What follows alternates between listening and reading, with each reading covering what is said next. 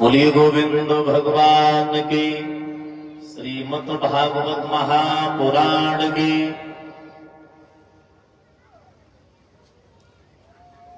शांति बना रखें। हरिहर क्षेत्र के किनारे बैठे व्यास नंदन सुखदेव जी समझा करके बोले हैं उत्तरानंदन परिषद।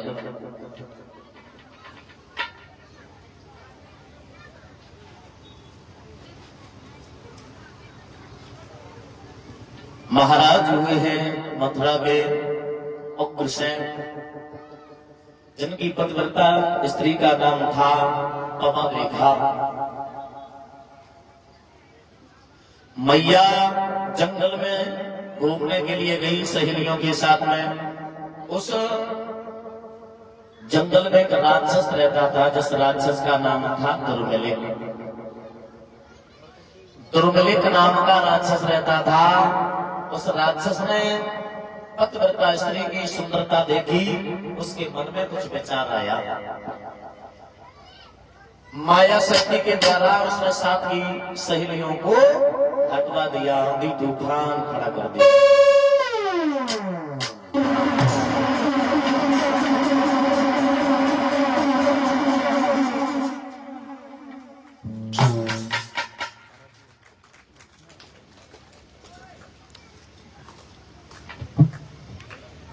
आंधी तूफान जैसे ही खड़ा किया है, साथ की जो सहेलियां थी इधर उधर बिखर गई। और ये हमारा जो सम्मान जो हो रहा है, श्रीमान दादा प्रिंस यादव चेयरमैन साहब, गंगा कोल्ड स्टोर, उमरायपुरबा, गंगे मऊ कन्नौज से 1100 मुद्राओं से हमारा सम्मान कर रहे हैं। एक बार जोरदार ताली हो जाए भैया के लिए। बहुत सुंदर 1100 मुद्राओं से हमारा सम्मान कर रहे हैं चेयरमैन साहब। 2 मिनट स्वागत के लिए दो शब्द।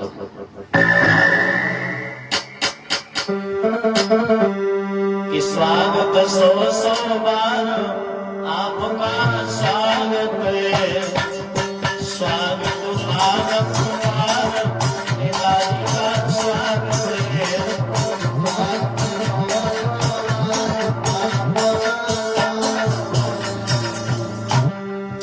बड़े बड़े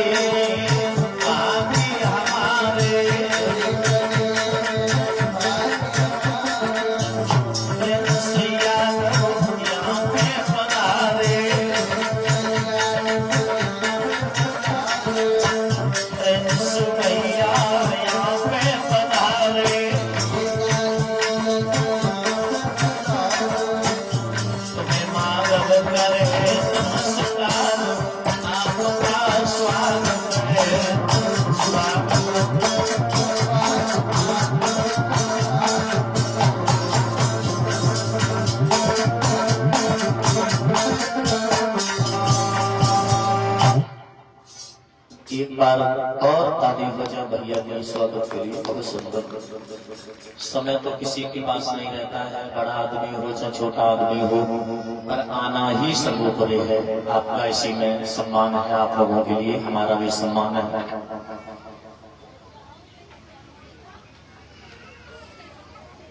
साथ की जो सहेलियां थी, उस राक्षस ने आंधी तूफान खड़ा किया। वो राक्षस के द्वारा, आंधी के द्वारा वो लड़कियां इधर उधर सोने में भर गई। मैया अकेली रह गई। उग्रसेन का भेष रखा और उस नीच दुराचारी ने क्या किया है कि धोखा देवा नीच ने और परोसती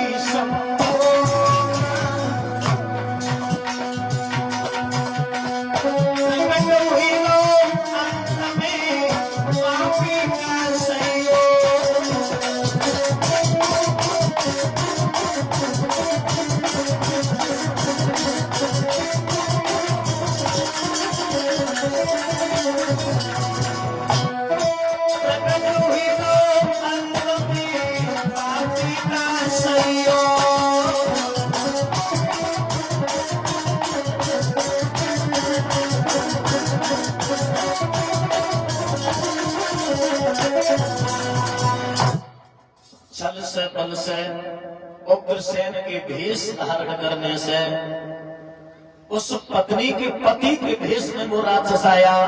उस राक्षस ने पतिव्रता स्त्री के साथ में छल कर दिया। छल किया है मेरे भगवत सज्जनों, अपने भेष में राक्षस के भेष में आया तो मैया घबरा गई। अरे पापी तू, अरे दुराचारी तूने तो मुझे कहीं का नहीं छोड़ा। हंसने लगा, जवाब दिया मैंने तेरी गोदी खाली देखी, मैंने तेरी गोदी भरी। मैया रो करके बोली, अरे दुराचारी, अरे पापी, अरे नीच, तूने ऐसा छल क्यों किया? मेरे पति के भेष में आने के बाद मैं तुझे श्राप देकर के भस्म भी कर सकती थी। मैया रो करके बोली, अरे दुराचारी, अरे तेरा कोई सत्यानाश अधर्मी धर्म बिगाड़ो।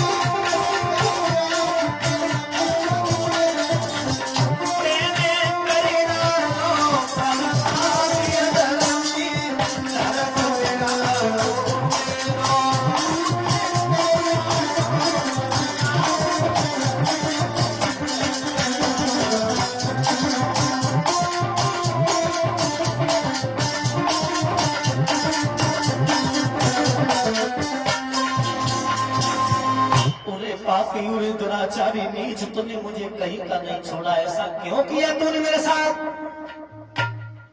परीक्षित जी राक्षस बोला, हमने इसलिए किया कि तेरी गोदी खाली थी, हमने गोदी भर दी, और तुझे बोध भी नहीं होगा कि हमारे द्वारा जो पुत्र पैदा होगा वो कैसा होगा। मैया बोली, जैसा बाप होता बस वैसी औलाद होती है। और नीच तेरे जैसा होगा, जैसा तू नीच है इसी प्रकार तेरी संतान होगी। जवाब दिया, बिल्कुल पागल है, बिल्कुल पागल है, तुझे इतना भी बोध नहीं है। कैसा पुत्र होगा? मैं बता रहा हूं कैसा पुत्र होगा।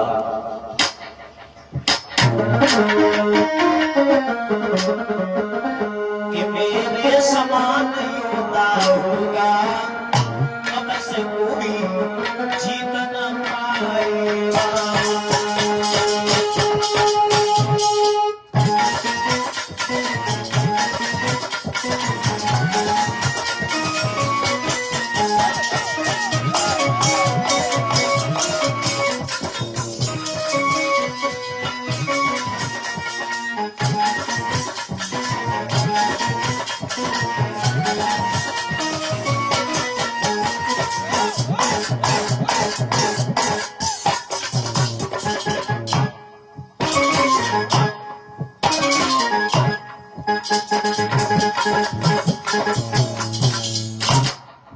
कैसा पुत्र होगा पता? तुझे नहीं पता, मुझे सब कुछ पता है कैसा होगा।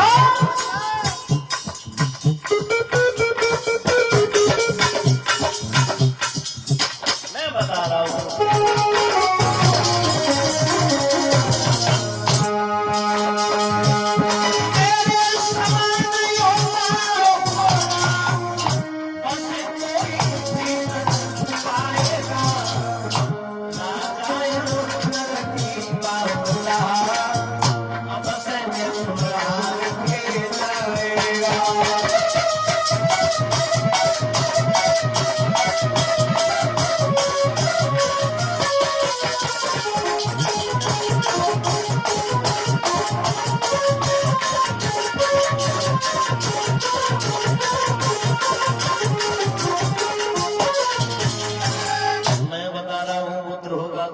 कैसा पुत्र में खूबी बहुत अच्छी होगी। ऋषियों और ब्राह्मणों को तू बेशक रोज सताएगा, पर याद रहे मेरी ओ प्यारी, भगवान के हाथ सजाएगा। उसे मारने के लिए साक्षात परमात्मा को इस भूतल पर आना होगा। अब तू सोच ले पुत्र कैसा होगा। खूबी इतनी होगी, संतों को बहुत सताएगा। इतने शब्द कहने के बाद में वो राक्षस अंतर ध्यान हो गया, गायब हो गया। मैया वापस लौट आई। मैया वापस लौट के आई है मेरे भगवत सज्जनों। वही प्रसव की पीड़ा मां को सताई।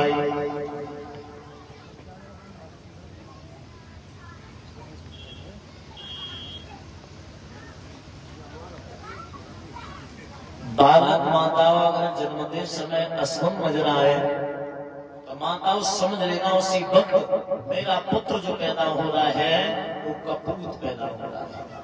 अगर सगुन नजर आए तो माताओं समझ लेना मेरा बालक जो पैदा हो रहा है वो सपूत पैदा हो रहा है। पुत्र का जैसे ही जन्म हुआ, बालक के पैदा होते ही आंधी तूफान मचान लगी। आ गया युगल तालाबों में एक महाप्रलय दिखलान लगी। ऐसी दशा श्रोता, बालक को जन्म तो दे दिया मां ने, थोड़ा सियाना हुआ, पुत्र का नाम कंस रखा।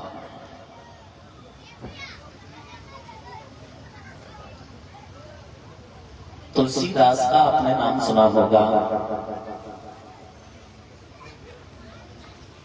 तुलसीदास जो थे, जब इनका जन्म हुआ था तुलसीदास का, तो इनके 32 दांत के साथ में इनका जन्म हुआ।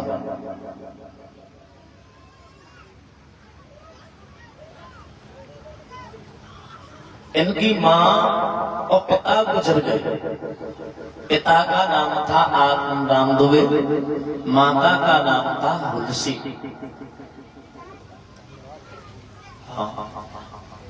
माँ बाप जब गुजर गए तो अब समस्या छोटे बालक की तो आई जाती है, भोजन की या अन्य। कैलाश पर्वत से मैया पार्वती तुलसीदास के लिए भोजन बना करके लेके आती थी स्त्री के रूप में, और भोजन करा करके मैया पार्वती कैलाश पर्वत पर जाती थी। एक समय के बाद जब तुलसीदास थोड़े सियाने बहे तब इनकी शादी करवा दी। शादी करवाई है। पत्नी ऐसी आई जिसने मां का भी प्यार दिया और पत्नी का भी प्यार दिया।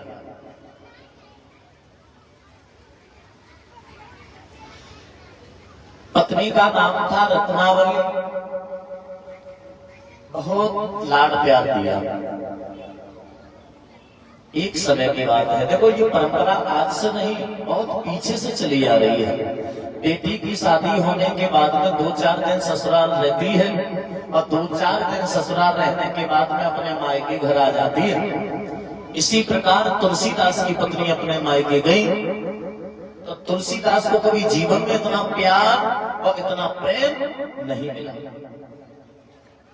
तो तुलसीदास सुबह दूसरे दिन ही चना की पोटली बांधी और पोटली बगल में दबाई और निकल गए अपनी ससुराल के लिए। संध्या हुई, बीच में नदी पड़ती थी, तो नदी में एक मुर्दा चला आ रहा था। उसी मुर्दे पर बैठ करके, मुर्दा नहीं समझा, नाव समझ करके मुर्दे पर बैठ करके किनारे पे लगे। जब अपने ससुराल में आए तो घर के पीछे के दरवाजे से एक सर्प चढ़ रहा था। सर्प चढ़ रहा था तो सर्प था, लेकिन तुलसीदास को वो बहुत सुंदर रस्सी नजर आई। तो तुलसीदास ने पकड़ करके ऊपर चढ़ गए। जहां पत्नी लेटी थी, पैर का अंगूठा पकड़ा और कहा, रानी रानी। और जैसे ही रत्नावली खड़ी हुई और कहा, पिया तुम? इस वक्त जवाब दिया, क्या करने आए? तुमने इतना प्यार दिया, तुमने इतना प्रेम दिया, आज तक मुझे किसी ने दिया ही नहीं, किसी से मिला ही नहीं, तो मैं वहां क्या करता? मैं चले आए। अच्छा, नदी पार कैसे गई?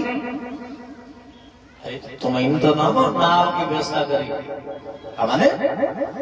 हाँ, तो रत्नावली ने समझी शायद को नाव पड़ी हुई है, सो बैठ के निकल आए। अच्छा ठीक है, हम तो नाव पे बैठ के चले आए, हमारे ऊपर कैसे आए अड्डे पे? लेकिन तुम्हें तो रस्सी डाली, मुझे पता है तुम मुझे बहुत चाहती हो, माने हमने तो कोई रस्सी ना डाली। और रत्नावली ने जैसे ही पीछे देखा तो सर्प उतर रहा था। ये पिया तुम सर्प को पकड़ के चढ़ाए? जी मुझे दिखाई नहीं दिया, इतना मैं अंधा हूं आपके प्रेम में। अरे भैया, रत्नावली ने एक बात कही है दुनिया। कौन सी कही? पिया इतना प्यार करते हो हमसे, इतना प्रेम करते हो? जवाब दिया, किसे ले जाना? रत्नावली बोली, पिया तुम हमसे प्यार नहीं करते हो, तुम हमसे प्रेम नहीं करते हो, मुझे पता है तुम किससे प्रेम करते हो। सुनो,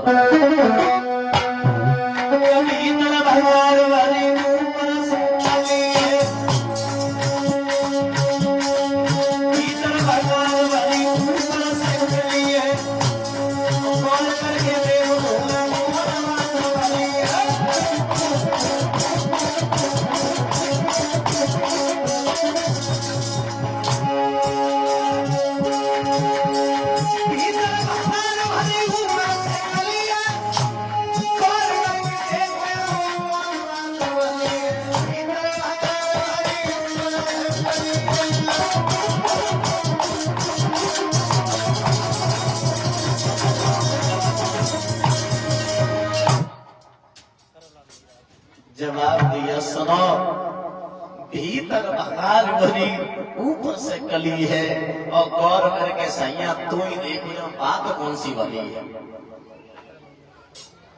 करण सिंह दादाजी की तरफ से 201 मुद्राओं से हमारा सम्मान कर रहे हैं। भगवान को नहीं ऐसे कामना करेंगे कन्हैया घर में सुख शांति प्रदान होती रहे। दादा वही बात दिन में दिल दिमाग में टच हुई। भीतर भंगार भरी ऊपर से कली है, और ढोला गौर करके तू ही देखो मम्मी की बात कौन सी है? भली एक बात है, भली हो, और वो पता है तुम किससे प्यार करते हो? केवल मेरे शरीर से आप प्यार करते हो, हमसे नहीं, मेरे शरीर से, और इसमें कुछ नहीं है। अभी बताया था, कथा सुनत मुर्दा जलत और तिरिया के अंत, और जही बुद्धि जो हमेशा रहे तो क्यों न मिले भगवान। और त्रिया के अंत समझदार के लिए सारा काफी है। बुद्धि तीनों जगह खुल जाती है कि कुछ नहीं है केवल परमात्मा के सिवाय। तुलसीदास के दिमाग में टच हुई कि इतना प्यार हमने तू से करो। रत्नावली बोली इतना प्यार पिया तुमने परमात्मा के करो हो तो बन नैया पार कराई ना होती वहां से, तो बन से नैया पार हो गया।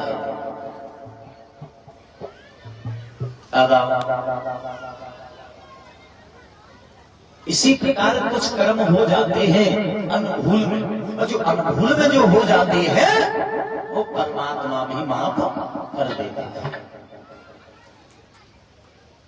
इसी प्रकार कंस था, थोड़ा सियाना हुआ, उपद्रव कर गया।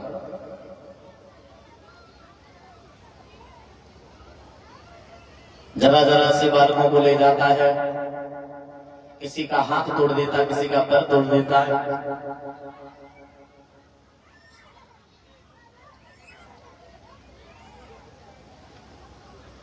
शिकायतें आने लगी उग्रसेन के पास में, तो उग्रसेन ने पुत्र को बुलाया, कहा बेटा आज से शिकायतें आने बंद होगी या नहीं होगी? जवाब दिया पिताजी बिल्कुल नहीं होगी। आप पे तो बुढ़ापा है, आप पे तो जवानी है, थोड़ा खेल तो करूंगा ही, ये न करे। पिता जब राजा ही प्रजा को सताएगा तो बेचारी प्रजा कहां जाएगी? हाँ हाँ तो ले तो हाँ जन्म मत हो।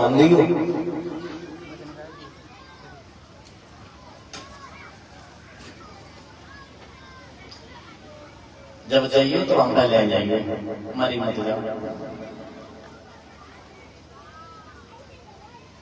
201 मुद्राओं से सम्मान कर रहे हैं गोविंद यादव पुत्र दिव्यांशु यादव अलरी से, मैं जरूर सुनाऊंगा।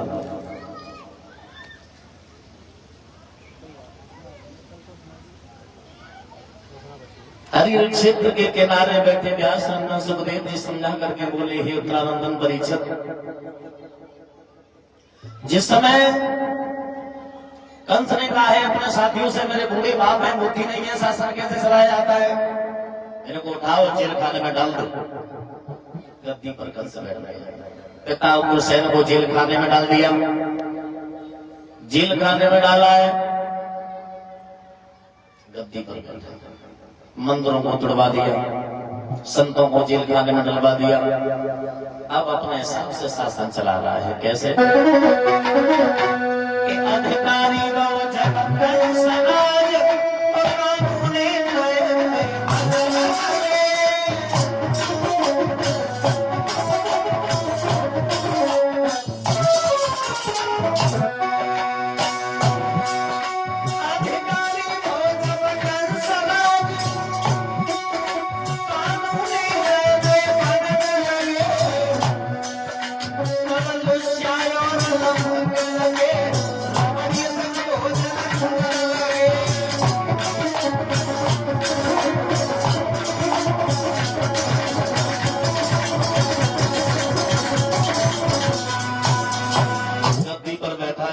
से कहने लगा, मंत्री मेरी शादी कराओ। जवाब दे, शादी कराओगे? बिल्कुल शादी कराओ।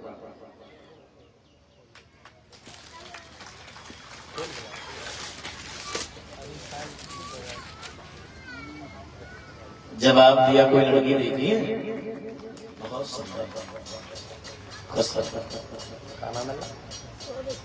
शोभित बेटा, ये बहुत सुंदर तस्वीर भगवान की बहन कर रहा है। भगवान इस बच्चे के जीवन में खुशहालियां प्रदान होती रहे, उनके भंडार बढ़ते रहे। बहुत सुंदर पुष्पों का हार भी पहनाया है। श्रोताओं, मंत्री कहने लगा है, एक लड़की नहीं है, दो लड़की है। कौन है? आगे है कि सुनो कि दोनों चंद्रवदन उजियारी, धीरज दोनों चंद्रवदन उजियारी, रघुवे लगे रघुवे आरी।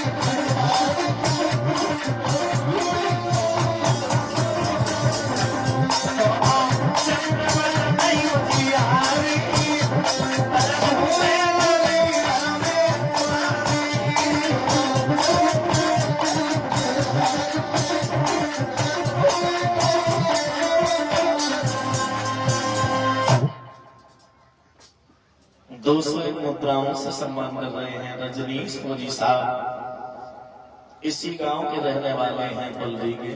अच्छा, हम आपके गांव में कथा कह के गए थे, और जब हमारी कथा जब ब्राह्म वही जून की बात में, तो जुलाई अगस्त में तो बारिश होते हैं, हम थोड़े लंबे निकल गए घूमना।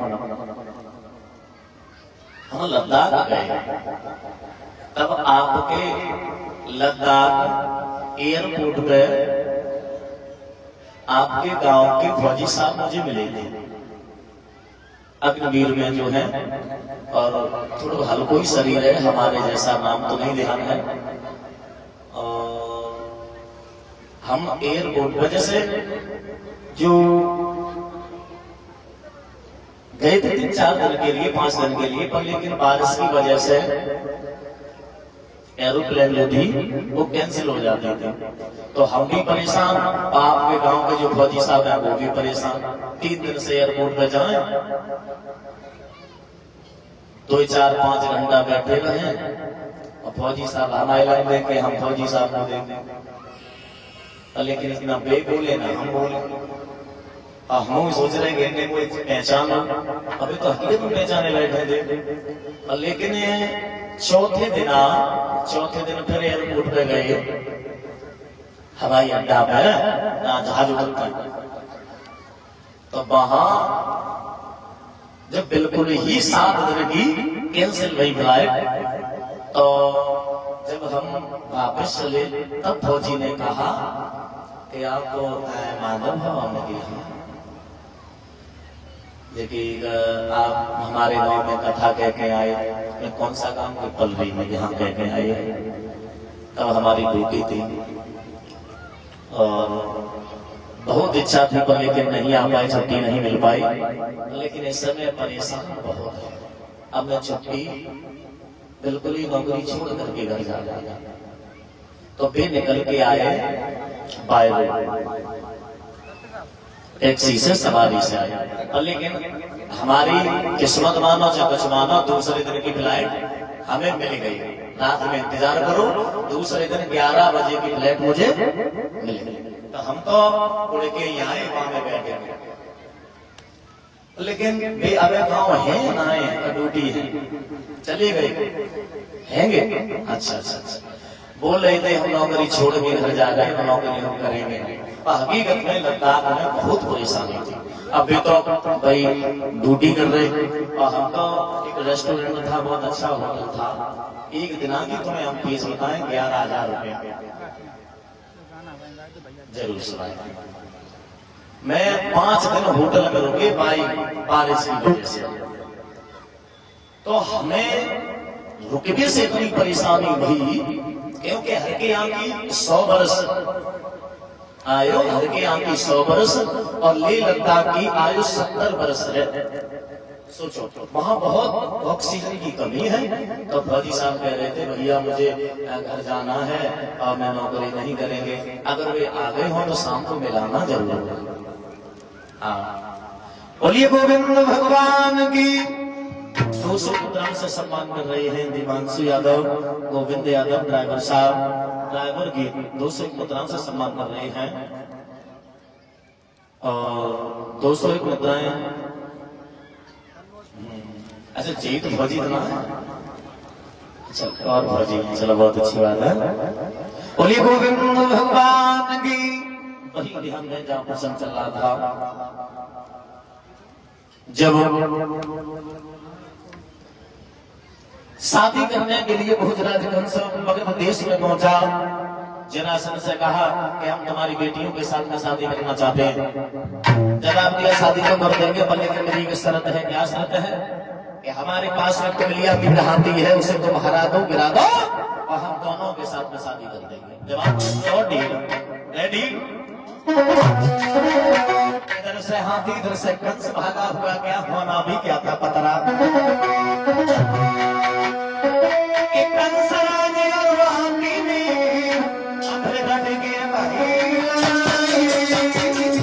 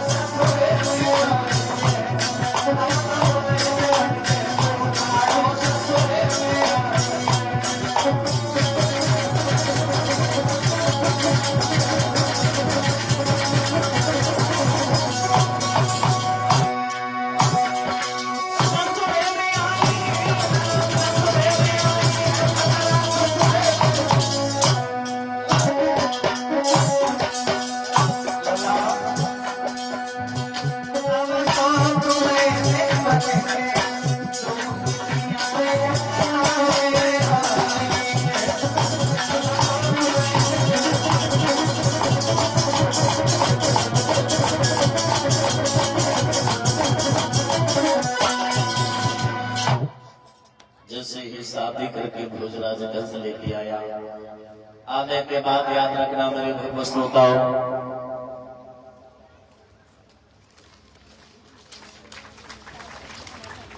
गद्दी पर बैठा है, सुकाबाद से आगे बटेश्वर पड़ता है। इसी बटेश्वर के रहने वाले, बटेश्वर में गांव पड़ता सौरीपुर, सौरीपुर के रहने वाले सूरसेन के पुत्र वसुदेव भोजराज कंस से मिलने के लिए पहुंचे। और ये बाबा जी की तस्वीर मुझे बहुत सुंदर महकती है विकास ने, और जहां तक तारीफ करें उतनी कम है विकास की, क्योंकि पहले भी कथा पिछली बार हुई थी, तब भी बहुत सेवा की, और इस बार भी विकास ही ज्यादा मेहनत करते दिखाई दे रहे हैं। एक बार विकास के लिए ताली हो जाए, मनोबल बढ़ा। धर्म के क्षेत्र में जो भी बालक आगे बढ़ता है उसका मनोबल गिराना नहीं चाहिए, उसके साथ में रखना चाहिए मनोबल अपना भी।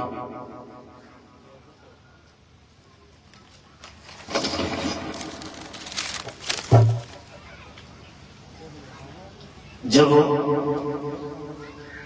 भोजराज कंस ने अपने मित्र से कहा है वसुदेव से, मैं तुम्हारे साथ में अपनी बहन की शादी करना चाहते हैं। जवाब दे कोई नहीं, कर दो। शादी करने के लिए तैयार हुए हैं, तो जो भी शादी की रस्में होती है वो रस्में पूरी हुई। जब विदा की जब बारी आई, तब बहन रो करके बोली, भैया मुझे क्यों भेज रहा है? काय बधाइयो विदेशयो भैया, काय बधाइयो विदेशयो भैया।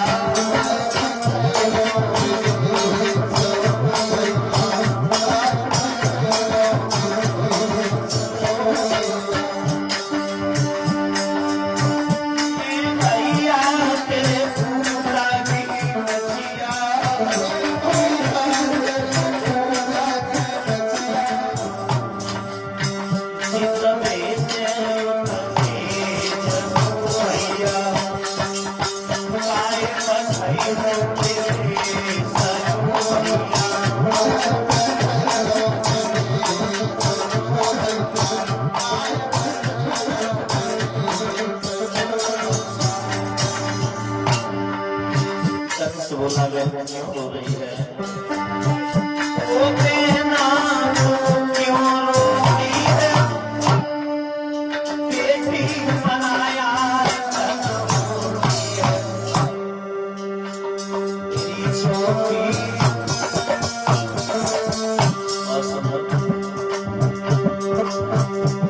तेरी छोटी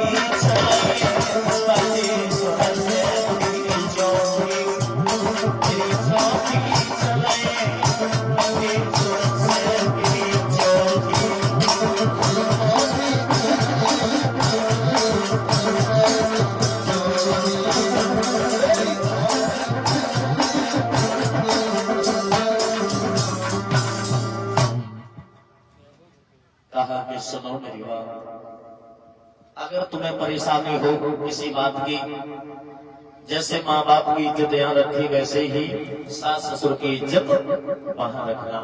अगर ऐसे संस्कार हर बहन बेटी को अगर माँ दे, पिता दे, भाई दे, तो कभी भी मदद के लिए भाई और पिता अपनी बेटी बहन के घर कभी नहीं जाएगा। अब देखो कुछ तो माताएं अच्छी सीख देती है, ये नहीं कहते सब माता अपनी बेटी को गलत सीख देती है। कछ कुछ भी बात बताए बारीशा जी, कछ कुछ तो ऐसी है तो कह देती लली तभी गाऊ तना तेरे 11 भैया है। सोचो तो काहे को तमें माई को ही दोनों बाहर ही है, बड़ो परिवार है, बड़ो पैसा में है। जब सीखना दिए से गरीब आधी रोटी मिले तो आधी रोटी में आधी तुम खाइयो, आधी पति को खवाइयो। एक दिन आप भूखी रह जाइयो, मरे ना जाइयो ना। जी सीख कुछ माताएं देती हैं जो माता समझदार होती है। अजय खुद ही कहो जीवन में सौर न आओ तो बिटिया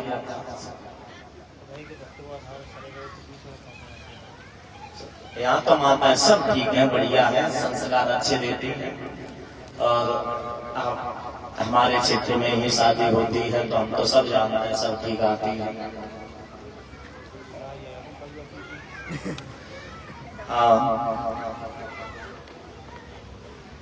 भोजराज कंस विदा करने के लिए चला तो देखो सुख था, पर लेकिन सुख दुख में परिवर्तन हो गया। कैसे?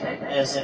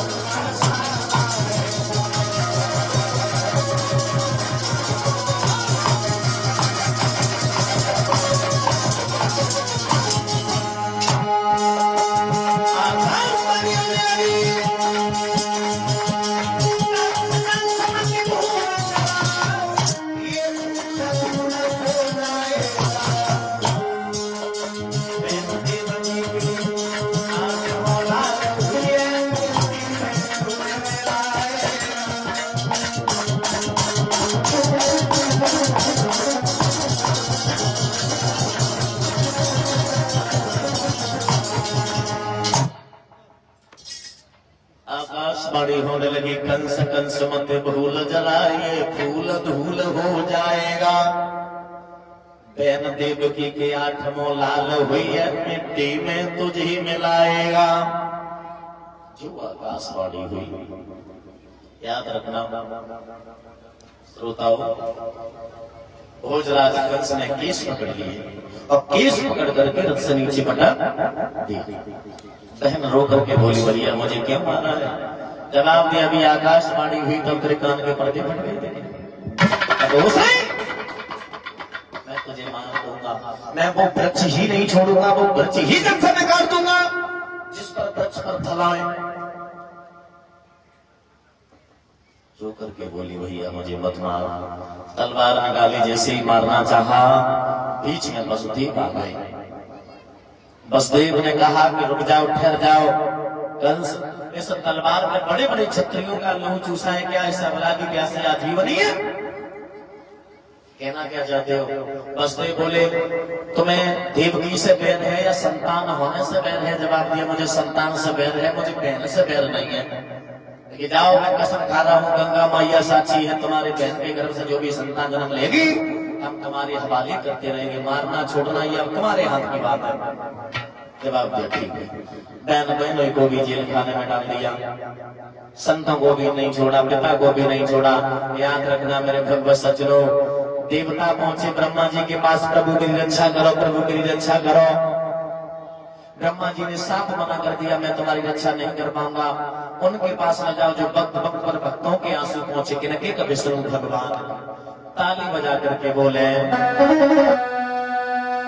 विष्णु जी चढ़ के गरुड़ पे और आए जी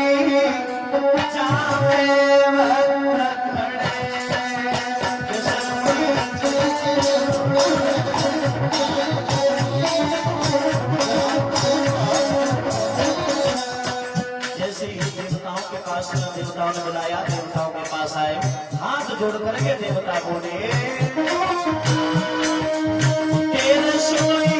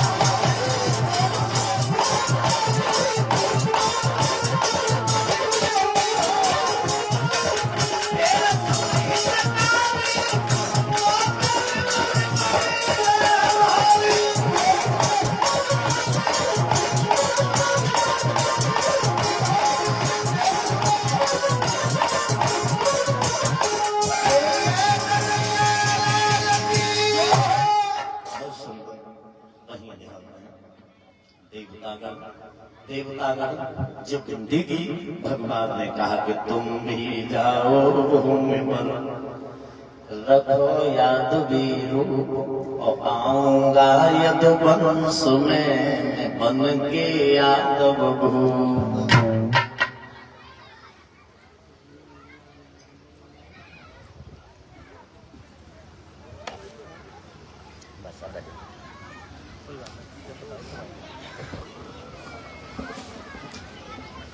कहा कि तुम भी चले जाओ, समय आएगा तो मैं भी आ जाऊंगा।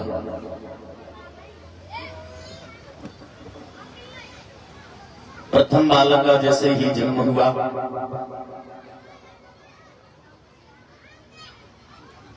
तो मैया बहुत प्रसन्न भी हुई और बहुत दुखी भी हुई। लल्ला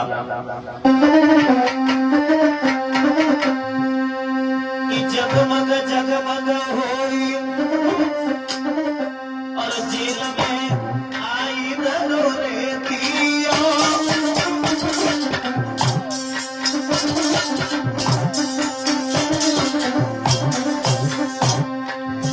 भैया जेल खाने के बीच लला ने लिया, जेल खाने के बीच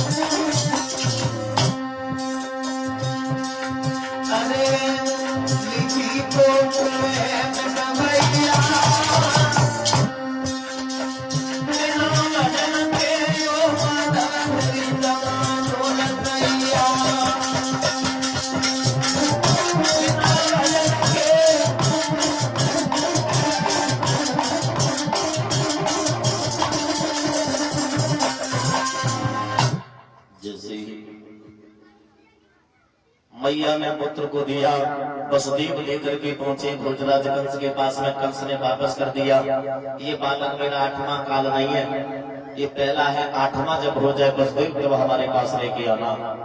ऐसे बालक को जैसे ही छोड़ा, नारद आ गए।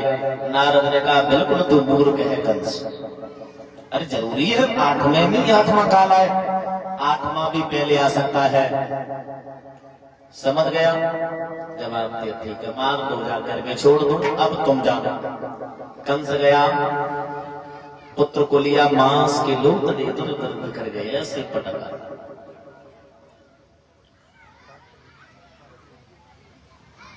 जब एक नहीं, दो नहीं, 6 पुत्रों को मार दिया। 7वां गर्भ मैया के आया।